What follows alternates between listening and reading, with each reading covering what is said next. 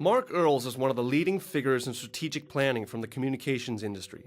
He is an award-winning author of several books, including Herd: How to Change Mass Behavior by Harnessing Our True Nature. He is a professional student of human behavior with a unique ability to apply his learning to the world of strategy and business. Be prepared to change your view on the world.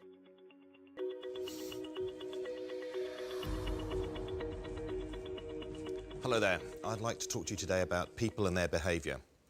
Not in an HR war for talent kind of way, but as people and their behaviour as the subject and the prime focus for strategy and strategising. You see, I think behaviour needs to become the prime concern of all managers in business and anyone doing any kind of strategy, because the ability to shape other people's behaviour is the prime value creation lever for business today. First, rather than slogging away trying to change people's minds in order to change their behaviour, it seems more useful to get people to do something first and let their minds follow along afterwards. In marketing terms, rather than persuading people or trying to persuade people to maybe one day try your product, give it to them. Get them to try it. And get lots of people to try it. And by the way, this does put a big focus again on making good products. If you want to start a revolution, start one. Don't sit around theorising about the best structure for the revolutionary committee and the best routes to the palace. Take it.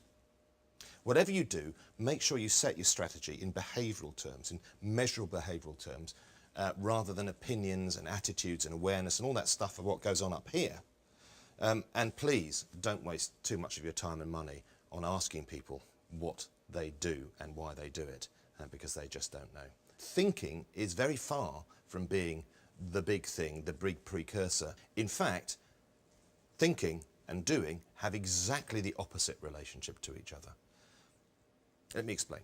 First, the kind of deliberative thinking that we normally describe our accounts of our own lives with thinking before doing is really much less common than we imagine.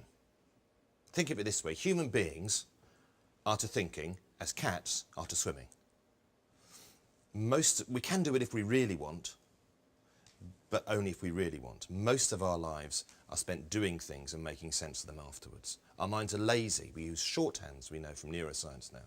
Shorthands, rules of thumb. And this is why, by the way, we're so open to errors. Things like what's called substitution bias. We see what we expect to see and not what's actually there. And by seeing what we expect to see, we miss out on what's really going on in the world. We do like the idea that some people are more important than others. In marketing, we call it segmentation. In old school management, we call it sheep and goats, and in the Marines, it's up and out. Prioritisation looks really good, doesn't it?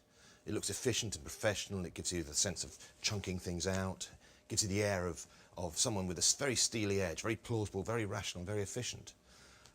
Surely, you say, some people must have more influence over the rest of us than others, don't they? We all know people like that. And if we were just to focus our efforts on these influentials, then clearly our strategies for change would be very different in their success. Now, unfortunately, there's one thing that's been lost in all these fine words, in all these great case studies, and that's the truth. Because behaviour doesn't spread through populations like diseases. Most of the behaviour that we're interested in, addictions aside, spread through populations without any real stickiness at all. I mean, I struggle to understand how using a particular soap bar like Dove or a Cif cleaner is actually sticky or interesting in that sense. Indeed, most things that spread, most fads and fashions, are just one of many similar things that could have spread but didn't. It's rarely the thing, the behaviour, that's the important bit. And nor, and here's the big point, nor do things seem to spread through the influence of a very small number of people, the few, the influentials who tell us, the rest of us, what to do. Rather, they spread from exactly the opposite end. From normal people copying what normal people do. Copying shapes so much of human behaviour that it's hard to believe that we have ignored it in business till now. Well, actually, one big corporation that everybody will know of uses copying at the heart of their business model. Amazon are probably the biggest business yet to use this, and they've grasped the importance of this copying and operationalised it in their software. On every product page, such as this, my latest book, they I have 16 features which either capture your information, what you do, what you have done, what you think, and flip it over to other people, or they give other people's information to you. 16 on every single product page. Indeed, if you take one thing away from this talk today, it should be this. I think the best way to improve our ability to strategize and to improve the results of our strategizing, to create some impact on people's behaviour, is to redraw our map of people and how they behave and how we get to shape it.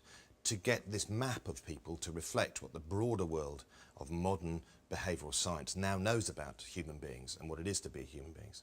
To get a bit closer to the reality of real people and their real